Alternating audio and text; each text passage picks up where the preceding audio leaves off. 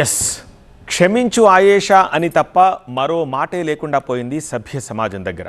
తెలుగు రాష్ట్రాల్లో most sensation and most sensitive కేసుగా భావించిన ఆయేషా మీరా ఎపిసోడ్లో సిబిఐ ఏమీ తేల్చలేకపోయిందంటూ మాతృహృదయం తల్లడిల్లింది. ఇక దేవుడే బాధ్యుల్ని శిక్షించాలని కన్నీటితో వేడుకుంది. నిజం నిదానంగా బయటకొస్తుంది, తప్పు చేసిన వాళ్లకు శిక్ష పడుద్ది అంటారు. కానీ ఆయేషా కేసులో అలా జరగలేదని బాధిత కుటుంబం భోరుమంటోంది.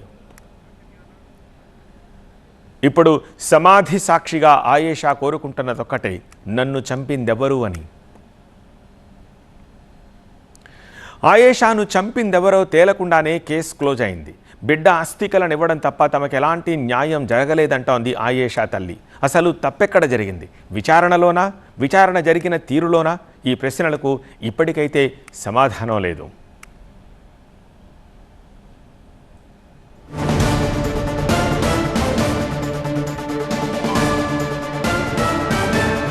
పద్దెనిమిదేళ్లు పోరాడినా న్యాయం జరగలేదని వాపోతున్నారు ఆయేషా తండ్రి. ఆడపిల్ల హత్యకు గురైతే సాక్ష్యం లేదని కేసు మూసేశారు.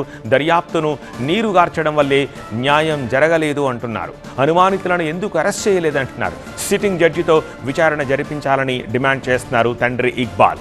డిసెంబర్ 27 ఆయేషా సంస్మరణ దినంగా ప్రకటించాలంటున్నారు. ఆయేషా పేరుపై ట్రస్ట్ ఏర్పాటు చేయాలని తండ్రి ఇక్బాల్ డిమాండ్ చేస్తున్నారు.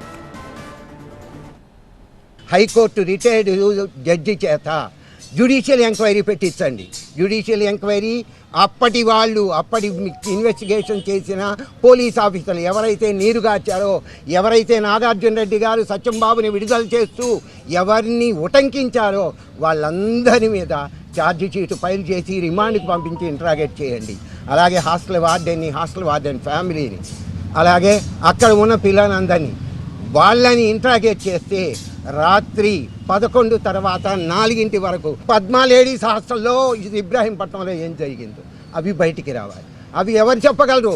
అక్కడ ఉన్నవాళ్ళు, ఆ ఇంట్లో ఉన్నవాళ్ళు చెప్పాలి. వాళ్ళే నిందితులు.